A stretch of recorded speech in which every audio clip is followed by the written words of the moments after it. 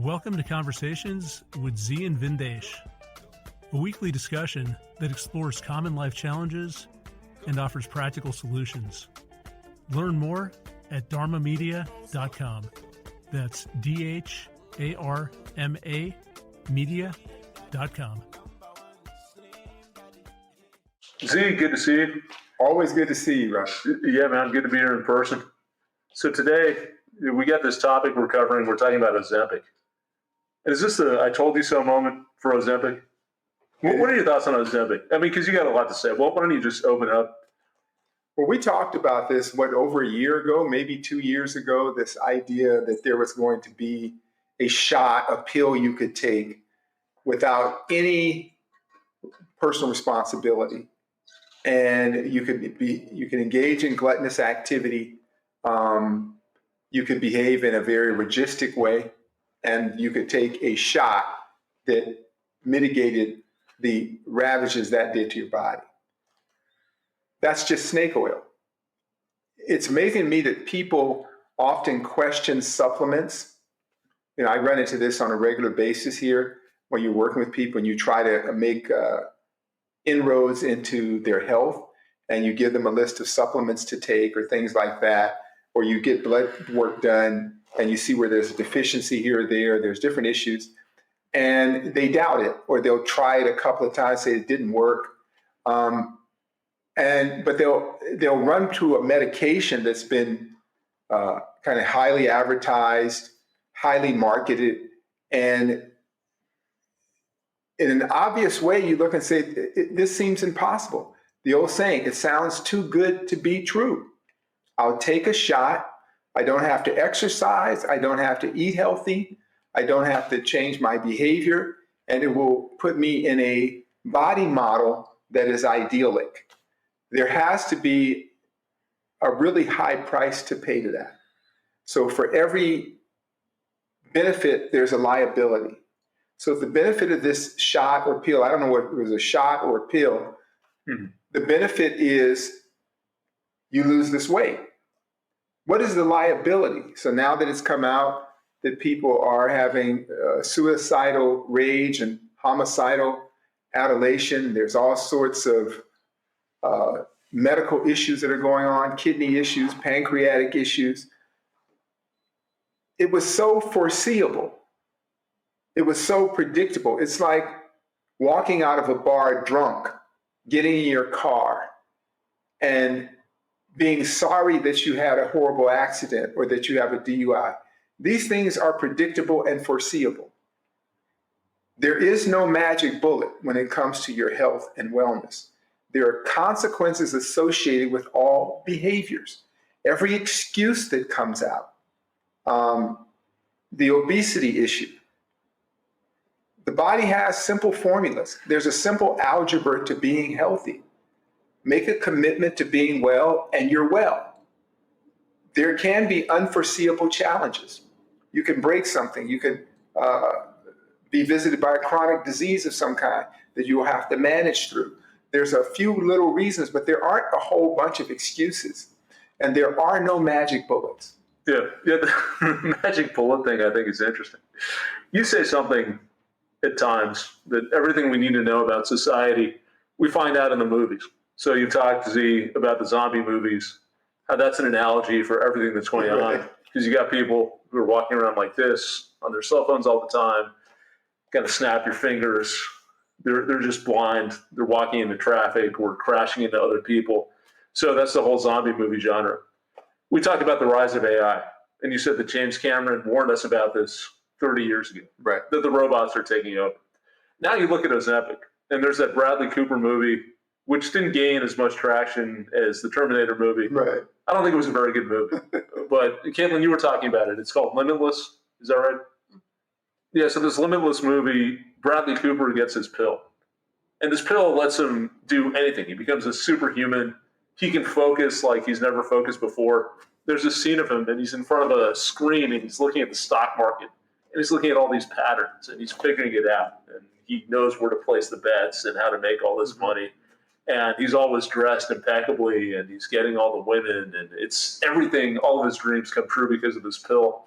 but then you find out that the pill is slowly killing, or something like that, Right. or some experiment. I can't remember what the exact point was of the movie, except that you can't fake your way out of this. You can't get that magic pill or that magic bullet that we've been talking about. But then, Z, there's this other part of us. It's like we just want to believe so bad.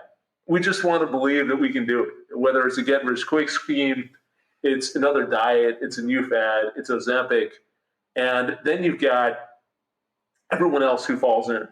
So it's not just you. It's like, oh, why don't you jump on the Ozempic bandwagon? Everyone else is doing it. Look, she lost weight. He lost weight. Yeah, they look kind of skeletal. They've got thoughts of jumping off a bridge or jumping into traffic, but why not come and be part of the club? You've got Oprah who's talking about this. Who's talking about her weight loss journey and how fantastic this has been. She's been on television for 40 years, and every year there's a new weight loss miracle thing that she's hawking or involved in. And more than anything, I know I talk about health issues in different ways, and you hear me repeat certain things. And what I hope for our audience, the opt-out kind of people that think for themselves, because remember, this project we're on isn't to get you to think the way I think, or get the way Radheya thinks, or think the way Caitlin thinks, or anything.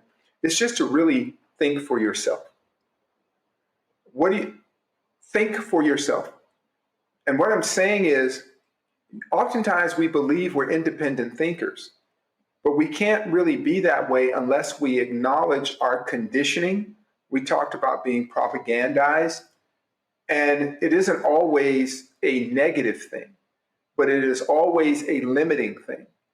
And if you can pull back and think for yourself by acknowledging you're not thinking for yourself, it will change your political views, it will change your worldviews, it will change the approach you have about managing your health and well-being.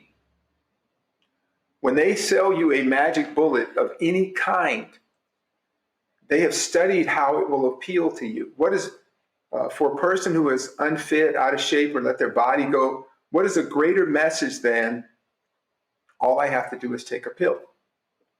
I sent you this article called Party Over Policy. It was based on, I think I sent it to you too, Caitlin. It was based on research and showing why people are so attached to their political views and ideas. Because people would rather feel connected to a particular group than even focus on what is good for them. Because your group isn't always doing good things. And I know that it is a very hard thing to do, is to be critical of your group you're associated with. And so what I share with people is the primitive brain has a mechanism that really reads our world as it is. It has that old kind of prehistoric part of our brain that sees a cliff. And it says, yeah, I'll probably die. It isn't highly trained in mathematics, physics, trajectory, none of that. It just knows that if I run off that cliff, I'll probably die, especially if I'm not a mountain goat or bird. And you process, I'm not a mountain goat or bird if I go off the cliff. But you can override that, and then you find yourself bungee jumping and doing all sorts of risky behavior to taunt the brain, to produce those chemicals in the brain that make you feel near death so you can feel more alive. That's mainly why people do these risky things, and especially people who have been insulated from trauma in life or insulated from adventure in life. And what I mean by adventure is just getting through things that are difficult.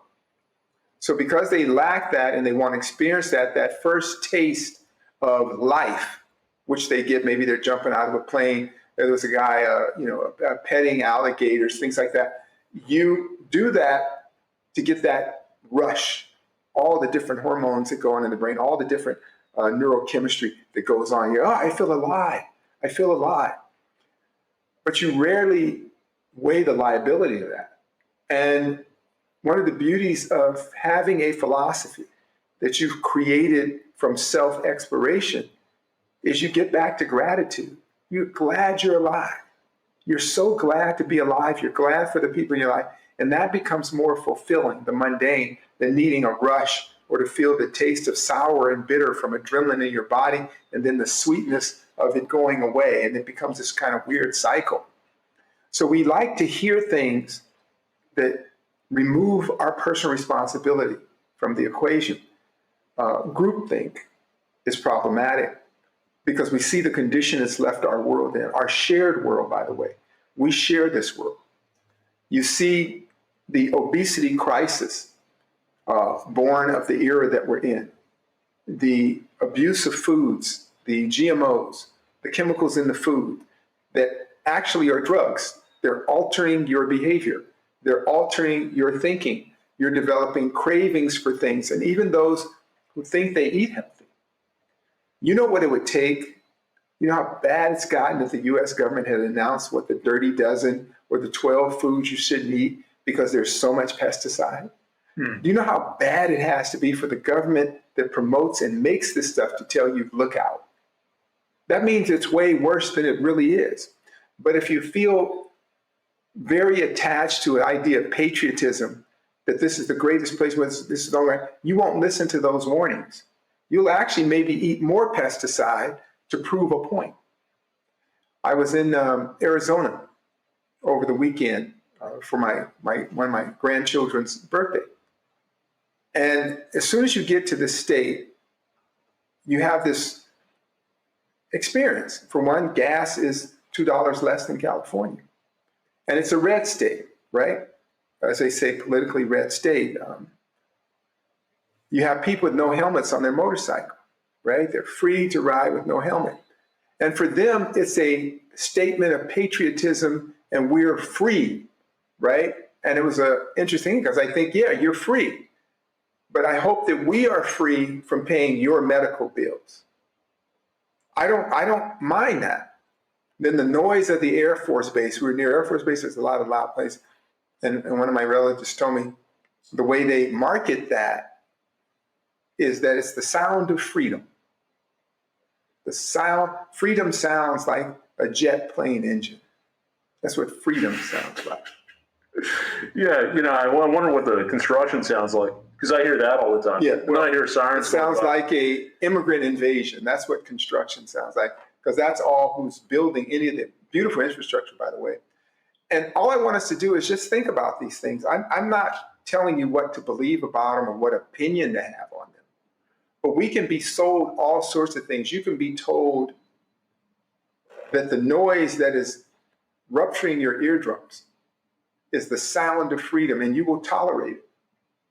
You can be told that you have no personal responsibility for your obesity, and there's a pill to remedy it. When you step away from that and you know that there are simple changes that 90% of people can make in their lives, and you won't need to get on a homicidal, suicide-inducing drug that may or may not help you lose weight, that may or may not come right back when you get off the drug, because you haven't changed your behavior. You haven't explored the workings of your mind.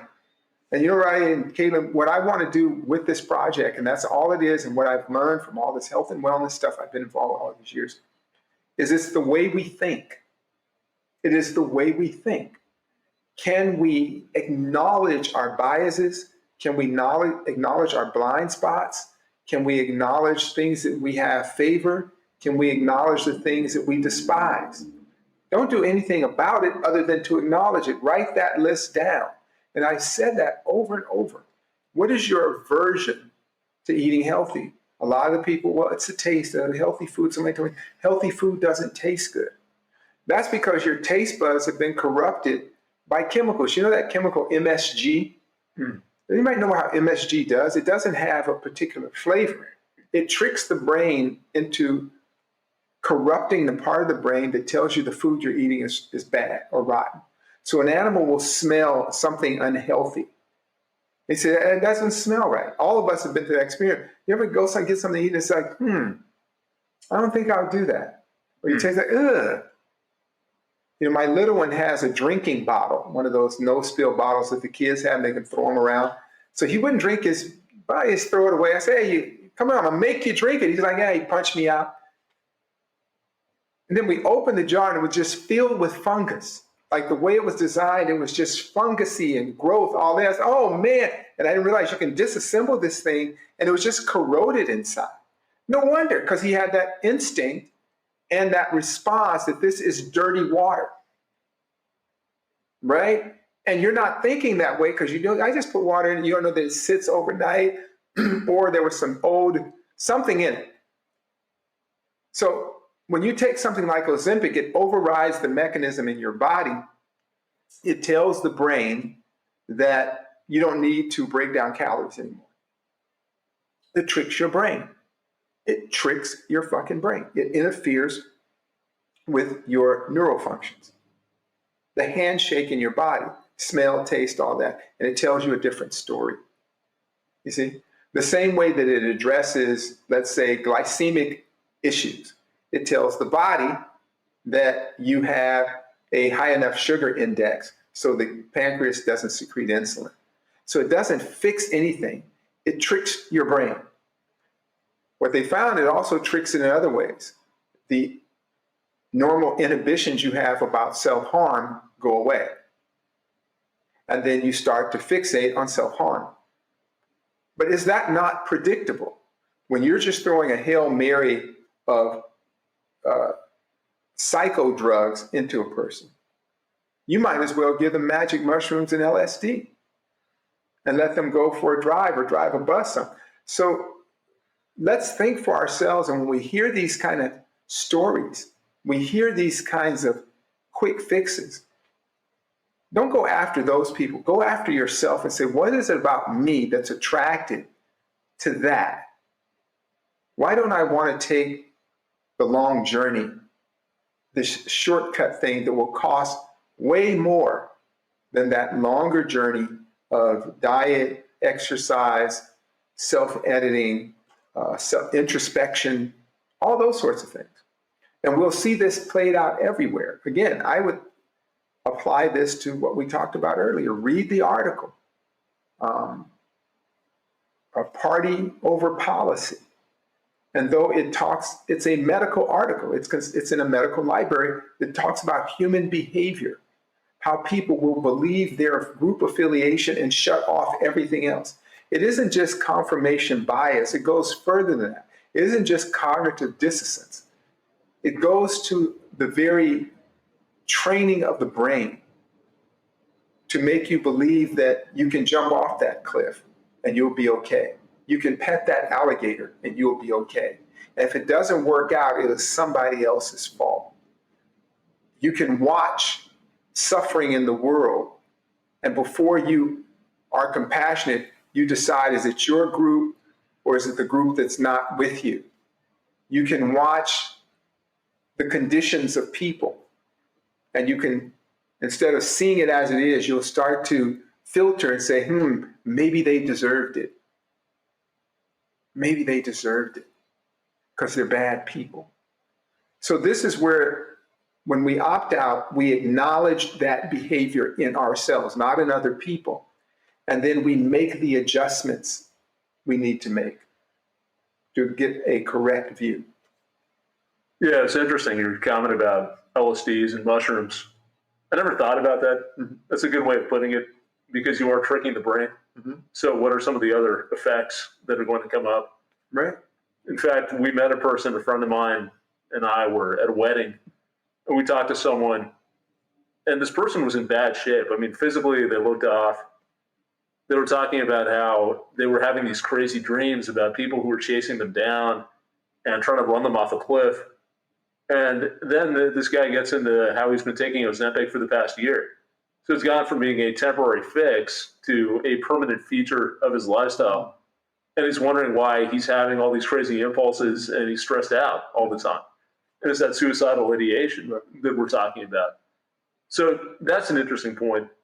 The other thing that I find really interesting is what even gets us to the point where we're willing to make these decisions. So I mentioned to you the other day, I was watching TV. This commercial came up. It was for some drug that increases bone density. And so if you're having issues, you're getting older, and your bones are breaking down, you can repair that. You can take this drug, great. You're back to normal don't need to make any other changes. Now, while we were hearing this great spiel about bone density, we're seeing these beautiful pictures of old people walking outside, playing with their grandkids. There's the voiceover, which talks about the side effects, because all these pharmaceutical companies need to disclose what the side effects are. So on the one hand, you're seeing these pictures of these happy old people living out their golden years. On the other hand, you're hearing this voiceover talking about how side effects can be coronary problems, heart conditions. You can actually increase the risk of a hip fracture, which I found very strange, because if you're increasing bone density, shouldn't you reduce the risk of a hip fracture? But apparently that's been reported. You can increase the risk of jaw problems. So it's just this whole list of these weird side effects. Number one, they're the side effects themselves. It's kind of like, why would you want to do this? If this is the risk, if this is the trade-off. So yeah, maybe I fix my bones, but on the other hand, I'm going to fracture my hip. I'm going to have a heart attack or some heart problem. And beyond that, there isn't really an awareness, at least I don't think, of what the pathway is or what is the cause of these side effects. Mm-hmm. The way it's reported is more like, this is just stuff that happens. This is stuff that's been reported in clinical trials. So if you're experiencing these issues, go and talk to your doctor.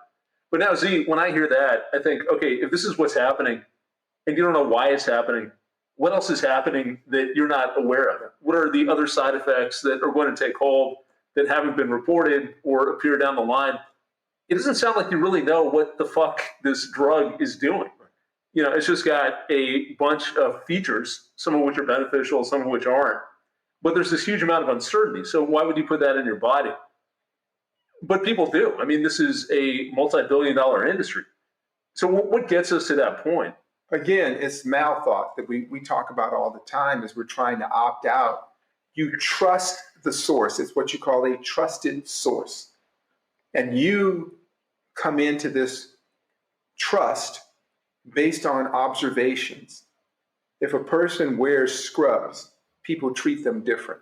So oftentimes that costuming creates another way of breaking down boundaries. How often have you heard stories of a person dressed like a cop doing all manner of crime because they were dressed in a uniform? In the military, when I was in the military as a kid, and even now you see guys in the military, you wear the uniform, people run up to you and thank you for your service. Thank you for your service.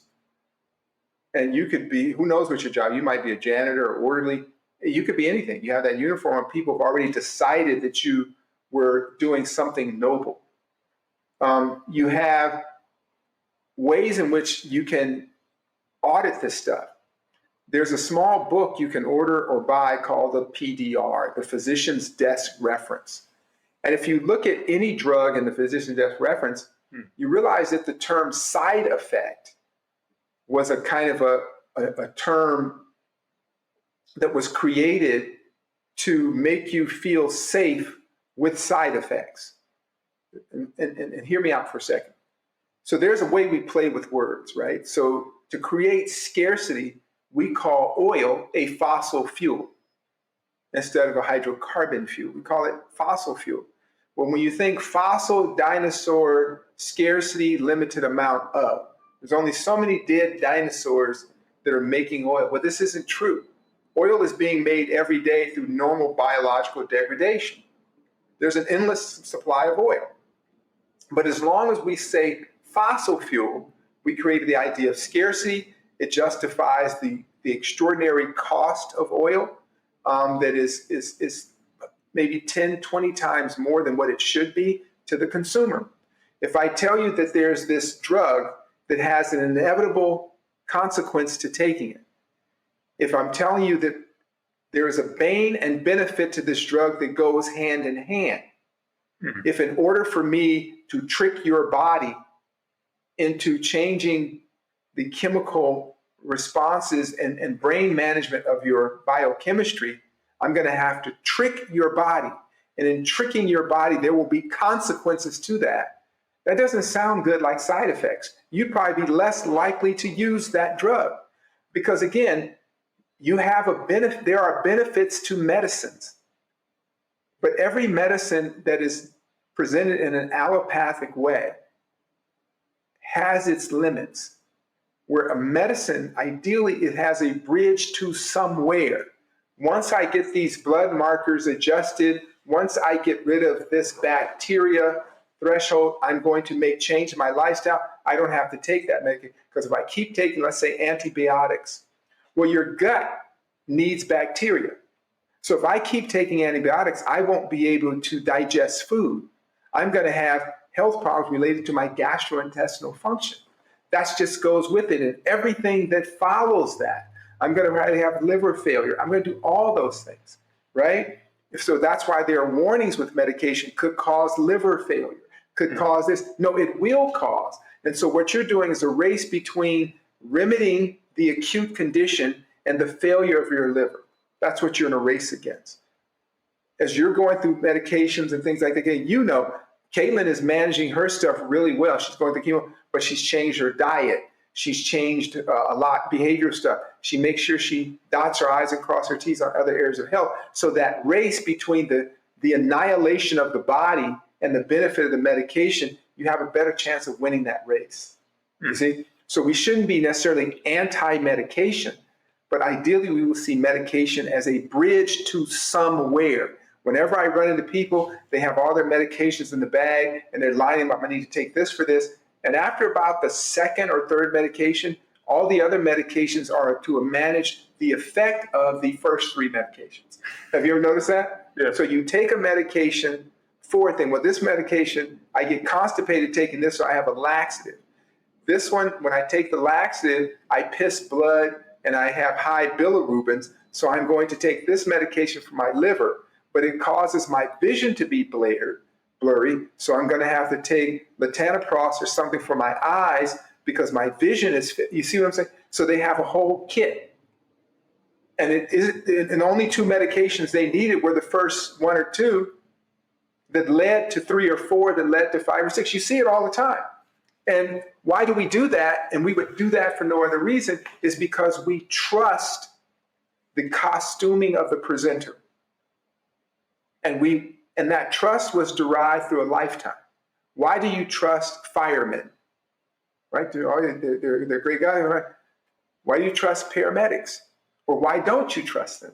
So now all the news is coming out about paramedics and things like that. They're doing weird stuff to people in the back of ambulances, or they're not caring for people, or whatever. You hear weird stuff about doctors.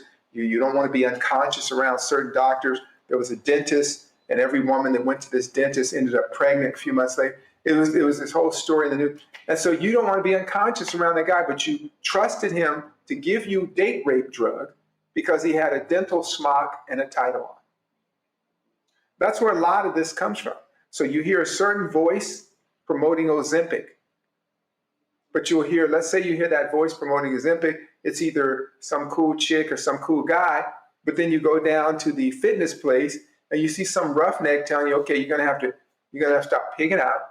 You have to go into autophagy, you have to get them to a workout. You don't want to hear that.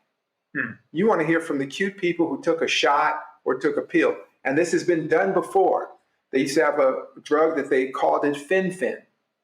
This is back in the 90s, I believe Fen-Phen was. I don't know if you guys are old enough to remember Fen-Phen. Yeah, I remember Fen-Phen. And all the fat people were taking Fen-Phen.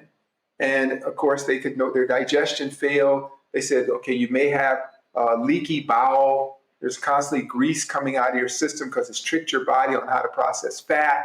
You're going to be angry and get this kind of rash. Your teeth may fall out. But we're going to risk all that so you can be nice and thin or nice and fit looking without fit behavior. I want to look fit without being fit. It's kind of like cosmetic surgery, right? We were somewhere and there were these people that had the butt implants thing. It was just shocking, freaky, disgusting, but someone sold them an idea that this was beauty. This was attractive, that you have a horse butt. It looks like a horse's ass. What is that Greek thing called? Half horse, half horse, half man. Remember that thing? I remember saw that. Or whatever, some kind of weird creature. And that's what it looks like, but somebody sold them that that's beauty. Or you see these plastic surgeons have sold people this idea that there is a ratio of beauty from the corner of your nose to the midline of your eyes, and that is the universal sign of beauty. Why would you trust that? I mean, is it the smock? Is it the scrubs they're wearing? So this is an interesting point. It's partially that. I agree with you that you see someone in a position of authority and you're just conditioned to say they know what they're talking about. But a huge amount of this is socialized. It's because everyone else is doing it. It's trendy. Maybe it starts with someone who's cute, who's taking a pill, but then everyone else does it, and suddenly you're not part of that cool crowd. You're not the one on the inside. You're one of the suckers who's still going to the gym and working out and wasting your time. You're not one of the cool people who's gotten in on the secret, who can take the pill and get their life in order and then get this cool, bony, skeletal look in your face, because this stuff becomes a uniform. I mean, you talk about plastic surgery. You see all these people walking around, and what's interesting is if you go to Miami versus LA, it's a different type of plastic surgery, but within that particular region, it's all the same uniform. So somehow we've collectively decided that a plastic fake look is a uniform that we need to put on to be accepted into our social groups. And the specifics of that might differ. And maybe if you're in Miami and you come in from South America and you happen to be part of that community, or you're a stripper, maybe it's a different look, or over in Southern California, it's a different look, but each area has its own uniform of agreed upon standards. So where does that come from? I mean, I know people personally who have gotten facelifts because everyone else around them has gotten facelifts. Yeah. And that's the only reason that they're doing it. And then they spend $80,000. I mean, I know one case, they spend $80,000 and half their face goes up and the other half goes down. Oh, God. And now they have to go and get that fixed. And it's like, you know, you could have put a down payment, maybe not anymore because house prices are higher now, but at one point in time, that could have bought you a house. Yeah, I heard from one of my teacher's wife told me the funniest thing. We're just sitting around talking, and we're talking about somebody that broke their nose in martial arts. She said, "Oh yeah, it's no big deal. You can deviated septum, fix that." And I said, "Wow, that's interesting." She said, "Yeah, I had my nose fixed when I was 16." I said, "Did you break your nose?" She said, "No. Where I lived in Philly, all the girls in that community, that's a rite of passage. They walk around with their faces band-aided up and their eyes black, and everybody's like, yeah, okay, it was your turn." I said, that's almost like female genital mutilation. If good God, that's crazy. You know what else it reminds me of? It's like getting jumped into a gang. Right. Where you walk around and you're crippled because you've just been beaten down. Yeah, there you go. So it's a jump in, some kind of jump in. And she told me that everybody she grew up with, when they turned 16, they went to the nose guy and got rhinoplasty. I said, why? Oh, we have these noses. It's your nose. Different noses, different people have different noses. Is that a make or break thing? How does that work? And so you'll see these things are sold to you. And a lot of it has to do with group affiliation. You think about hair weaves, right? And so these people spend a tremendous amount. I was shocked at the cost. Some of these things are in the many thousands of dollars. And you're weaving in either dead people's hair, which in itself sounds strange to me.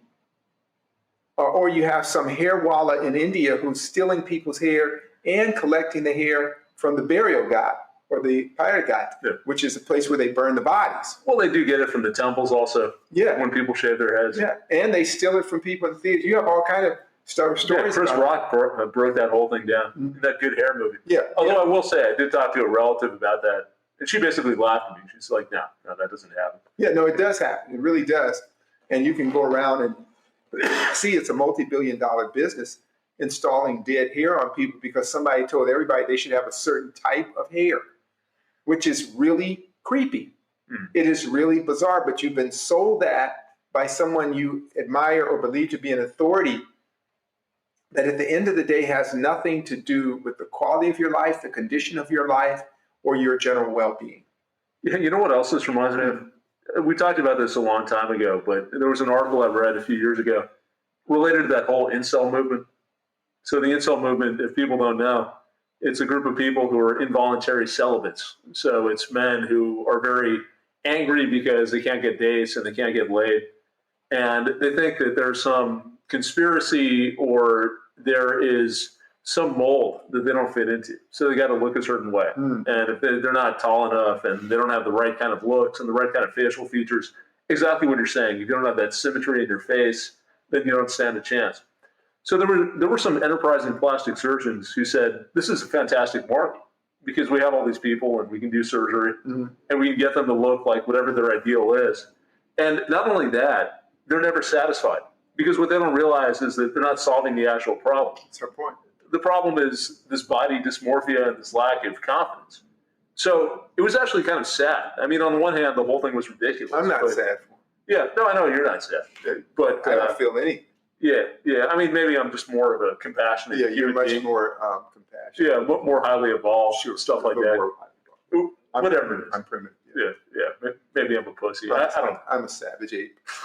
Because I don't give a damn. I mean, when you hear these things, Vin, through the lens of your life experiences, and you hear everything that like this idea that there's some body. I remember there was this one of these internet guys, popular internet guys, that was defining music based on his father had studied music, and he had a definition of what music is and what music wasn't. It was just ridiculous. So why would you even go on? Then there are these things that they were talking about, 666 for women, which was 6 foot tall with a six pack and a six-figure income or something like that was the way to go. And it was all these different women saying that is the model guy. And they've even done these street surveys of women. And there's a funny one where the guy says, what's your ideal man? And she goes over a list of ideal things. Then he says, can you stand on a scale? And she said, oh, that's cruel. You should never have women stand on a scale and judge them that way. Well, didn't you just judge a man based on superficial things that made him okay, but you don't want to be judged on the same standard? And you could just see smoke coming out of their ears from their brain short-circuiting. And our idea is we have to just let that go. Let's create another lane of consciousness through the madness. That's all we've been about, is opting out. Because I know so many people that are happy in their relationships, they have loving relationships that have nothing to do with this unseen kind of overseer of society, right? As we say, the faceless committee that tells you how things are and how they should be.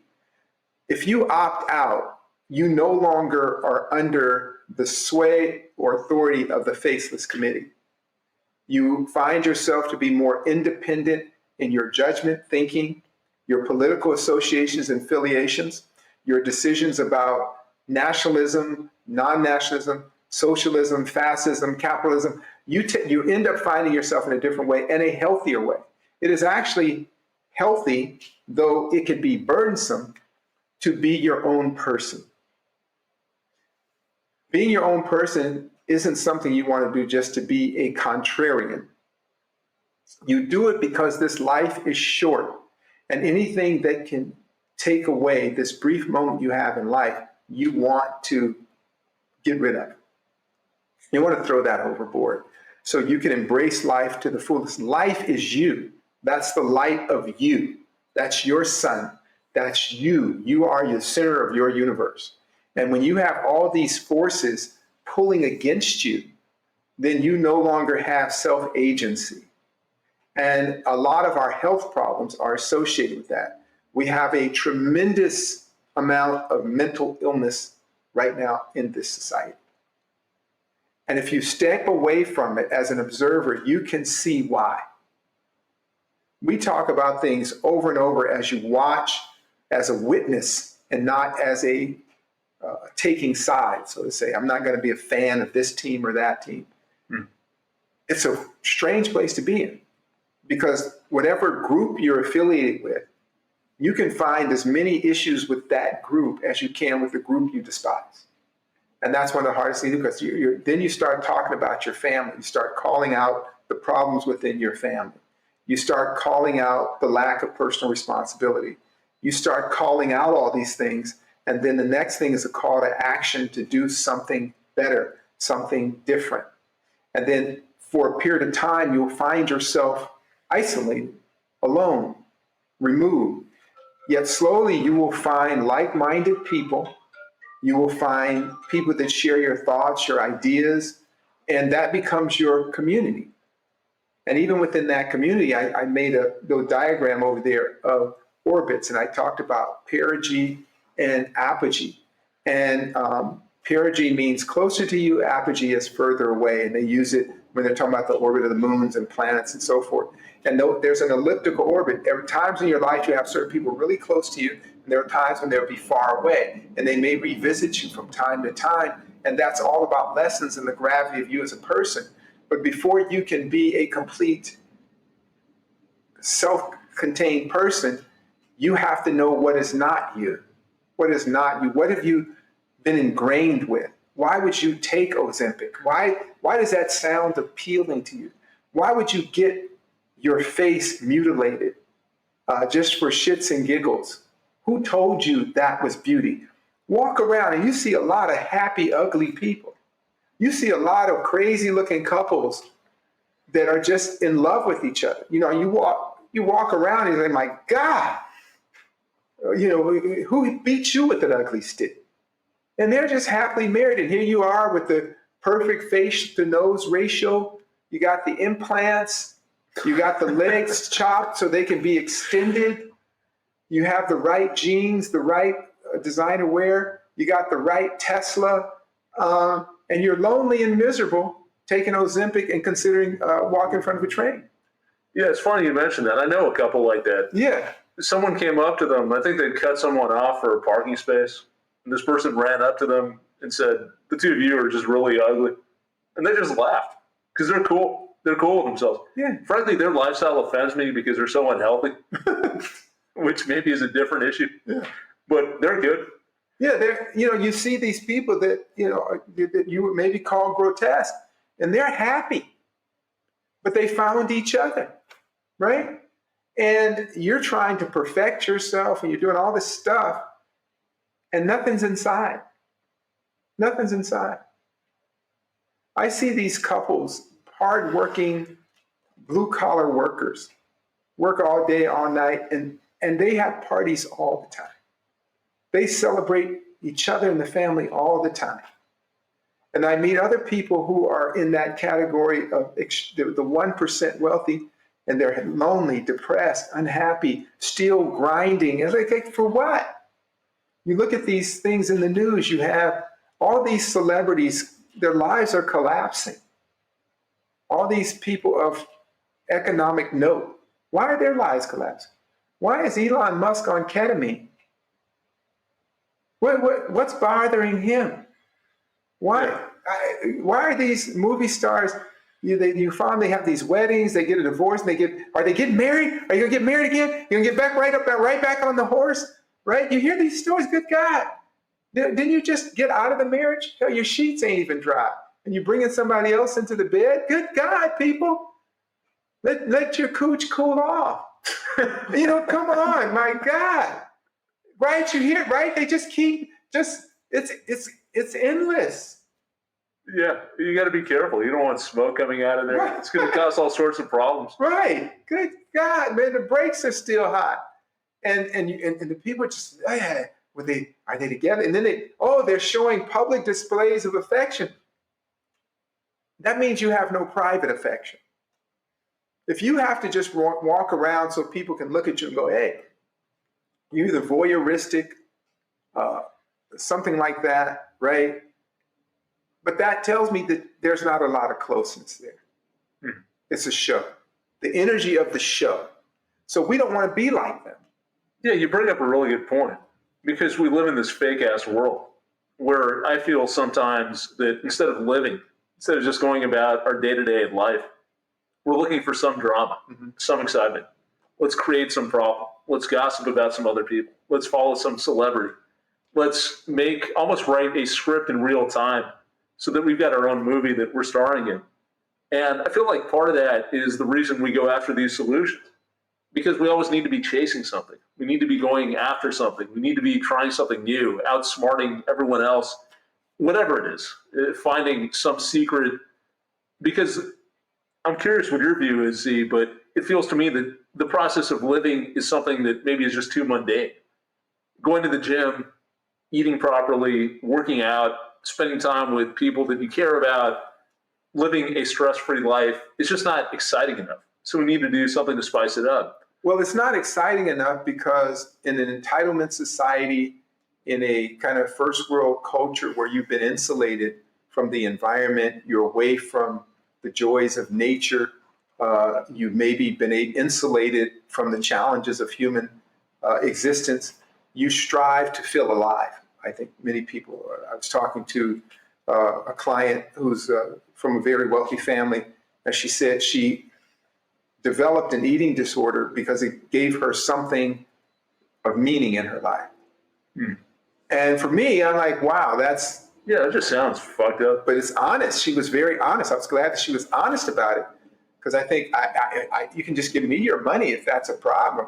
I can take that burden off your hand, no problem.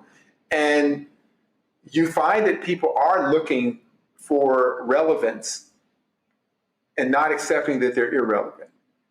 You're not that interesting.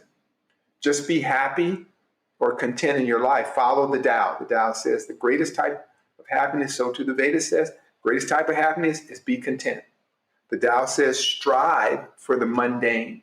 And when you work on yourself more and more, you're in this kind of perpetual state of gratitude. And blessed are those who have suffered. You know, I have experienced enough hardship in my life that I'm thankful for everybody in my life. I'm very free to tell people, hey, I love you, thank you. I have people that are near and far from my heart sometimes within my own space. I'm glad to see you doing well. That's why I will never participate in the back and forth of online comments, right? I don't get the whole thing where you can be behind a keyboard and say rude and insulting things to people, and that makes you feel good. I don't feel anything. It doesn't do anything for me, right? I would love to have a healthy interaction, even healthy discourse, but just to be rude and mean and things like that, and that makes you feel good, you're the sad person. That's what I was telling you, is that I would never entertain that kind of stuff, even though that's the theme of doing technology, because you're venting this poison. It's like they say, you have this resentment of humanity. I know why people think the way they do. Even if I don't share their beliefs, I look at where people come from. And people are far more simple and far less nuanced. And when you find people that slightly break out of the norm, they become interesting people. So if you're a person who is from a particular identity island and you explore another island, I think that explorer, that traveler, that person willing to take a journey is an interesting person. I think when people can call out their own shortcomings, that makes you interesting, because you're on a journey, you're traveling. Everybody else is static, stagnant, toxic, stewing. And so we have to let them do that and let the stink and the reeking of them be away from us, so we won't be affected by it. So we want to opt out. We want to find a path through the madness. And part of that is first acknowledging yourself, as I always say. The next is being able to be a dispassionate observer and know how people got to where they're at. Don't take stuff personal. If people decide they hate you because you're outside of their group, there is nothing you can do to change that person's view. Don't waste your energy. Focus your energy on things that bring you life and love and support. Short life keeps you healthy. It's lower stress. If you're around relatives that are etched in a certain behavior, a young lady told me, this young artist I've been working with told me, my mother's very backwards. That doesn't mean you can't love her. You just know that you won't discuss or present certain things to your mom. She's not going to change. People don't change because you want them to change. People change because there's an overwhelming, extraordinary benefit to them to changing. So don't try to change people. And so when it goes back to what we started, take a real good look at yourself. if you're somebody who is attracted to Ozempic. Don't worry about the Ozempic, worry about you. What is it about me that looked in the mirror or looked on a scale and said, I don't like what I see, but I'm not going to take the effort to change it this way. I'm going to look for a route that is, I'm going to try and get there without going there. I want to get to health, but I don't want to go to health. I just want to wake up fit. I just want to wake up looking like Z. Okay? And that's not going to happen. Yeah. For a lot of reasons. Yeah, there's only one Z. There's only one me, and there's only one you. So work on yourself, embrace the process, and it sticks that way. There's no magic bullet in this life. All right? All right. See you next time. If you enjoyed the show, please consider leaving us a review on Podbean, iTunes, or your favorite podcasting app. Each 5-star review helps us bring you more unique and insightful content. Learn more at dharmamedia.com. Peace.